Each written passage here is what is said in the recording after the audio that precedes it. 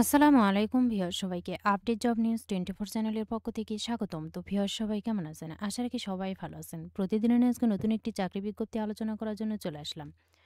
এটা হলো আশা এনজিওতে নিয়োগ বিজ্ঞপ্তি। সো এখানে দেখে দেওয়ার চেষ্টা করব যে এখানে কি পোস্ট রয়েছে, কতটা পোস্ট রয়েছে এবং কোন কোন পোস্টের জন্য কি শিক্ষাগত যোগ্যতা। আবেদন কবে শুরু হবে এবং কবে শেষ হবে এ সম্পর্কে ভিডিওতে বিস্তারিত বলে দেওয়ার চেষ্টা করব। তবে ভিডিওটি শুরু করার আগে আপনাদের কাছে একটা রিকোয়েস্ট থাকবে। আপনি যদি এই চ্যানেলে নতুন হয়ে থাকেন তাহলে প্লিজ সাবস্ক্রাইব করবেন এবং পাশে থাকা যে বেল আইকনটি রয়েছে তাতে অলে ক্লিক দিয়ে রাখবেন, যাতে আমি পরবর্তী ভিডিও আপলোড দেওয়ার সাথে সাথে সবার প্রথমেই আপনার কাছে নোটিফিকেশন চলে যায়। এছাড়াও আমি আমার চ্যানেলে নতুন নতুন ভিডিও আপলোড দিয়ে রেখেছি, চাইলে দেখে নিতে পারেন। তো চলুন দেখি। জনবল নিয়োগ দিচ্ছে আশা, বেতন ৪১,০০০ টাকা।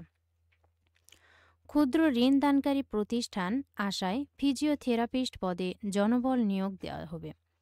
আগ্রহীরা আগামী 15 ফেব্রুয়ারি পর্যন্ত আবেদন করতে পারবেন।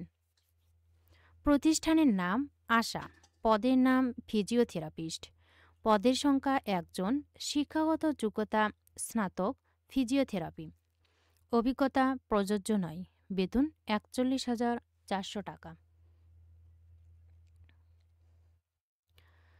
চাকরির ধরন ফুল টাইম, প্রার্থীর ধরন নারী পুরুষ, বয়স ৩০ বছর, কর্মস্থল হবে কিন্তু দেশের যে কোনো স্থানে।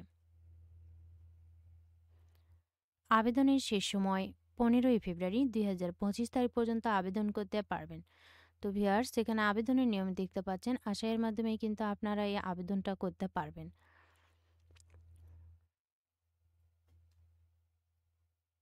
এটা কিন্তু পাবলিশ হয়েছে 4 ফেব্রুয়ারি, চলবে 15 ফেব্রুয়ারি পর্যন্ত।